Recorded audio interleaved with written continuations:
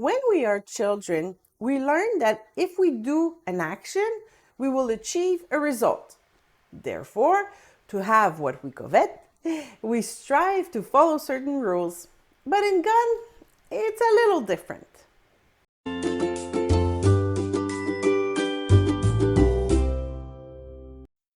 If you want to have a good job, you need to have a good grade in school, our parents told us.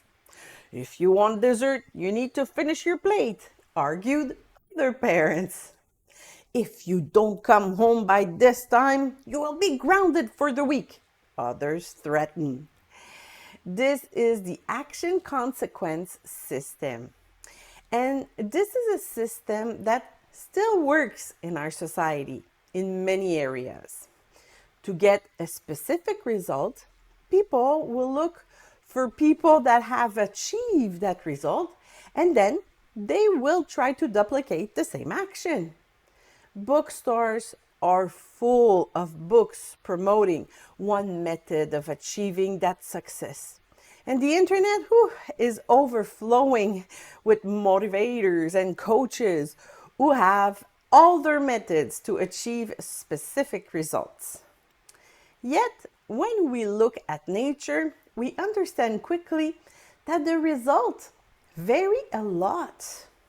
We can plant 2 tomato plants in a garden from the same variety and take equal care of both of them. Yet, one will produce 10 tomatoes and the other 20. The same soil, the same fertilizer, the same gardener, the same temperature, and 2 different results.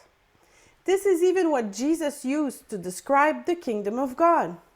But others fell on the good ground and yielded a crop, some 100-fold, some 60, some 30. Matthew 13:8. Even if the circumstances are the same, the results vary, and that is just fine. In the parable of talents, the one who brought back 5 talents received the same reward as the one who brought back 10. Matthew 25. In the parable of the workers, the employees who work only 1 hour receive the same wages of those who work all day. You can read that in Matthew 20. If we find this unfair, it's because we focus on the result instead of enjoying the course. The outcome depends on God. We are not the ones producing our blessing. Yes, God promises that we will be successful if we meditate on His word, Joshua 1:8. But it is not specified what sort of success.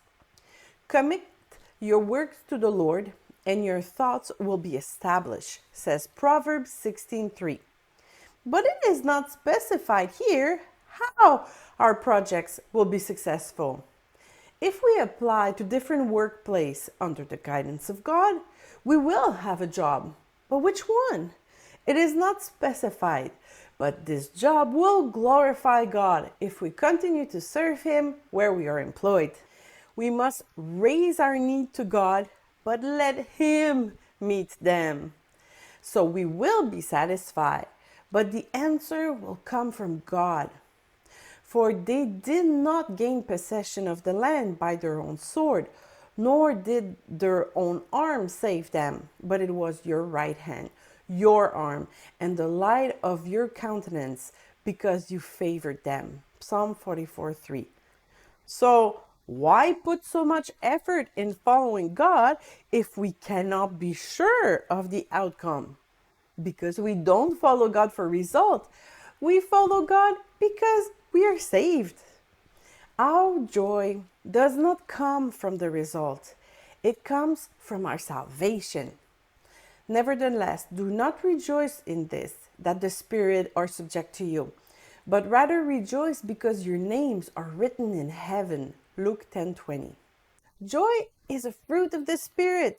Joy is the result of our relationship with God. By understanding this, we will also stop comparing ourselves to others. Singles, there is no perfect recipe to find a partner, and there is no perfect partner either. There are little things you can do to increase your circle of friends, and so your chance of meeting a good match. But it is God who will put the right people in your path. Your responsibility is to keep moving forward in His plan. To choice in the journey.